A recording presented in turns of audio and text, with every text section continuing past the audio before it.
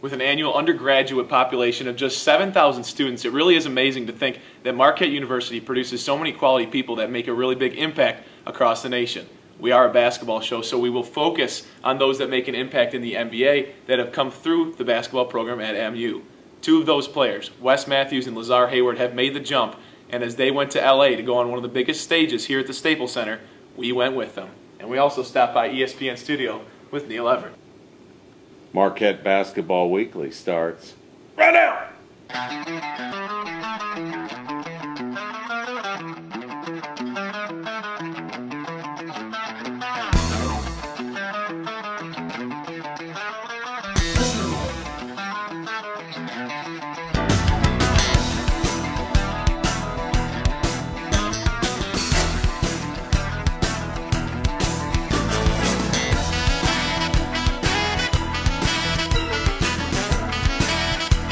Hello friends, and welcome into Marquette Basketball Weekly. I'm Galli in downtown Los Angeles, California. In a few minutes we're going to head across the street inside one of the world's most famous arenas, the Staples Center, to check in with Portland Trail Blazers guard Wesley Matthews and Minnesota Timberwolves forward Lazar Hayward as they take on the Lakers here again at the Staples Center. But first, here's a unique look at how Marquette has the spotlight shown upon a program that's made great strides in recent years.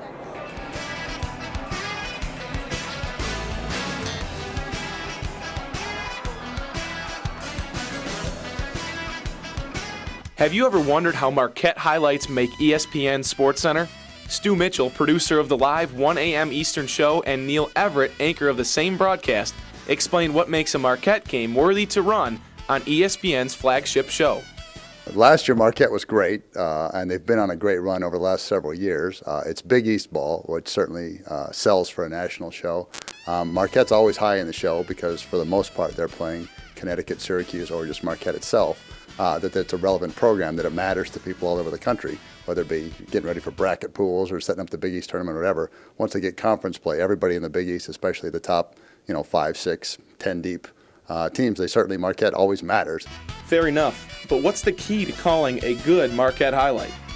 Well, I think the first thing that you got to do is you have to do a little bit of homework and know who you're talking about, and that way you're able to maybe come up with some tidbits where back home, or for you folks from Marquette, they'll go like, oh wow, he knows that guy is a major in this, or that his dad played in the NBA, and it's just that extra minute or two that you hopefully have time to get on the internet or get in a media guide and look for something like that, because it's really all about entertaining you at home, and if you've got a vested interest in that team, then I'm going to get to you even that much more.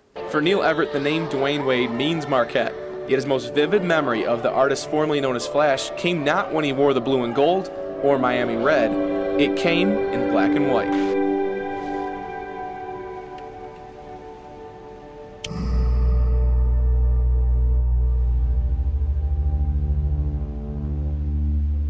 From Robbins, Illinois, 6'4" guard, Dwayne.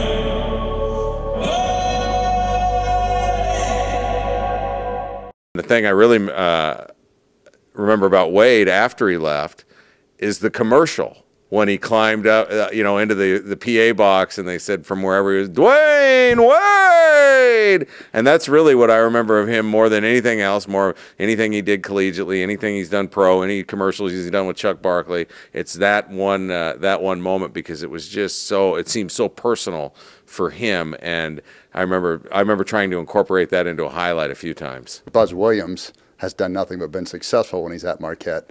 Not just a great coach, but a great personality, known that through just the things he says in his postgame. And every now and then you get Buzz out on the court just going bananas and doing the dance, and that makes it fun also. And at the end of a show it's going to be, hey, that's what I most remember. People might not know his name if they're a fan of UCLA or wherever they're a fan of, but they're going to remember, hey, I remember that coach going crazy with the great dance, and things like that are what make the show fun. It's about entertainment and information, and if you can get the right mix, then you hit a home run with the highlight.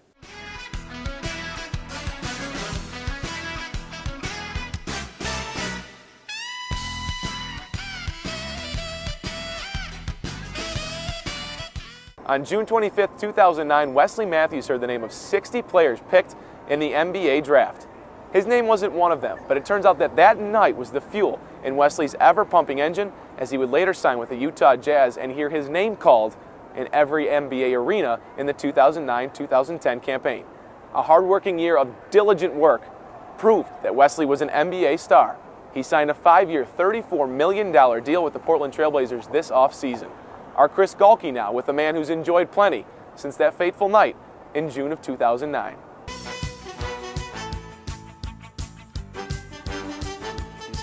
Well, that's a different transition coming to Portland for you. Big offseason, sign a free agent contract. You're assuming more of the six-man role. Has there been a different transition for you coming to the season? Yeah, just trying to adjust to different players, different playing style. But we're 5-3 right now. Dropped a couple games that we probably shouldn't have. But other than that, it's been good. Now, a week ago, you returned to the Bradley Center where you get to play once a year. Same court you played for at Marquette. Get to see a lot of your family, friends. Is that always a game that you kind of highlight coming into the season? Yeah, I was excited about that. A lot of people showed up for it, and I appreciate that. It's good to always be back home where you put a lot of time, put a lot of effort and energy into, and it was a lot of fun, and we got a win. Now, Coach Williams actually showed up at the games to cheer you on. Coach has always talked about he keeps in touch with his former players. Is that open window of communication open between you guys? Yeah, I hit him up last night. I felt I was struggling as a player, and he quick, without hesitation, that's who I turned to. And he's a great person. He's a great coach. He's a great man. He's a great human being. And I'm blessed to have that in my life. And with you coming in the league last year as a free agent with the Jazz, Lazar getting drafted this year, what does that say about the culture that Buzz has brought to the program? Tough. Tough players. And he's going to continue to bring in tough players. They have tough players there now, and I'm expecting big things from them. You actually had a unique experience this summer playing the summer program with a lot of the guys that are coming in. Did you kind of assume more of a teaching role, or what was your thoughts of the guys that's coming in this year? Yeah, I wanted to go at them.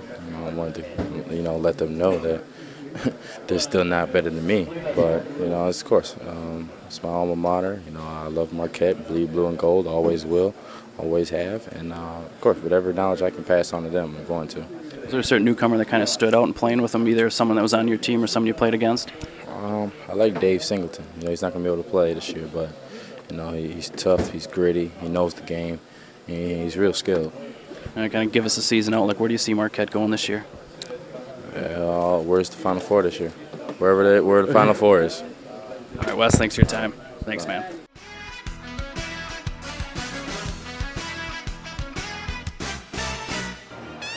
Even as Wes left town, we weren't done. His former teammate and friend Lazar Hayward made his first trip to the Staples Center, where he joined me on the court.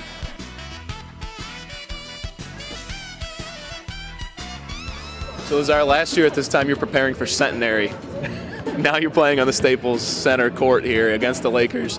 What has this whirlwind experience been like for you? It's definitely a crazy change. Like you said, I was preparing for Centenary, and now I'm preparing to play the World Champions.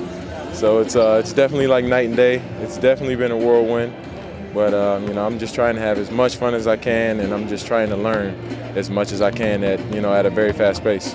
Your coach recently told me, and Buzz Williams, that your notoriety as a player was known across the country last year, but it was when you were known as a character guy that really set the team over the top and really set you over the top across the nation.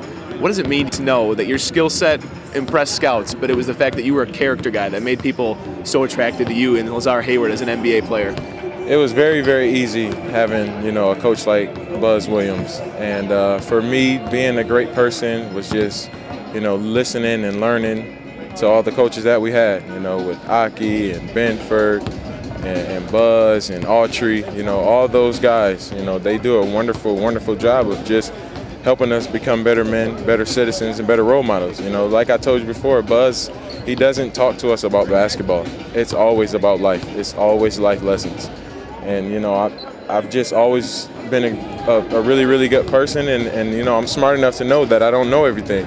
So, I'm just learning. And, you have to be a good person, because if you're not, then you won't do well in life. So I'm sure you've taken that with you to the NBA as you join this new family in the Timberwolves, but what's it been like joining a locker room with two Syracuse guys that you've played against and banged so hard against in the Big East? At first, and I was always wearing my Marquette gear, always. So at first we were doing a lot of trash talking.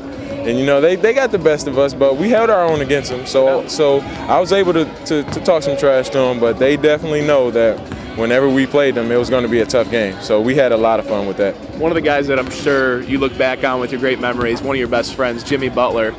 It's tough to fill your shoes, but he's trying. Is it now his team now at Marquette as they go on and march on without you? It's definitely his team, you know, it's definitely his team. He waited patiently, you know, he put the work in, and, you know, it's now his time. And he's going to do a great job. You know, they have some great players. And I saw, you know, the box score and the highlights from their first game. They did what they were supposed to do. So I hope they're not satisfied. And, you know, I know Buzz won't let them get satisfied.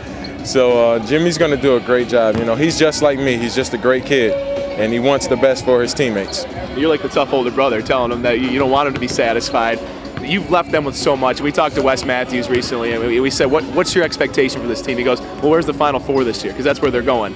Putting those expectations aside, you know these guys very well. What do you hope for them this year? What do you hope they learn? What do you hope they grow as? What do you hope to see out of them? I just hope that, you know, they continue to learn. You know, they're going to have some tough games, and they'll have some tough losses like we did yesterday. I hope they just do a really, really good job of staying composed and you know, not getting down on themselves. Jimmy and DJ and Dwight and Joe, they have to do a great job in making sure those younger guys aren't hanging their heads on anything. You know, they have to make sure that they're doing well in schools also. You know, that's what I tried to do last year. I just made sure everything else outside of basketball was just kind of flowing as good as it could. Do you realize the door you've opened for those guys, now becoming the first round draft pick since Dwayne Wade? No, I really don't. You know, I just tried to do my best, and, you know, God bless me, and here I am. What do you think about Jay Crowder taking number 32? That's good for him. He told me that they asked him a lot of questions about Lazar Hayward. I said, hey, you know, that number was worn by some good people, so you're gonna have to listen to that. Lazar, best of luck going forward, buddy. Thanks for doing this, man. Good to see you.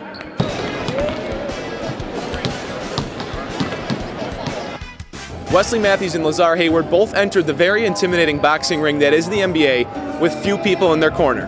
But that select few certainly included Buzz Williams and the entire Marquette basketball program.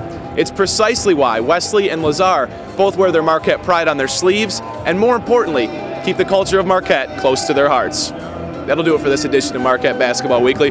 We thank Wesley and Lazar for their time and appreciate the time Neil Everett, Stu Mitchell, and the gang at ESPN showed us this entire weekend. For Chris Gaulke, I'm Brad Galli. Thanks for watching, everybody.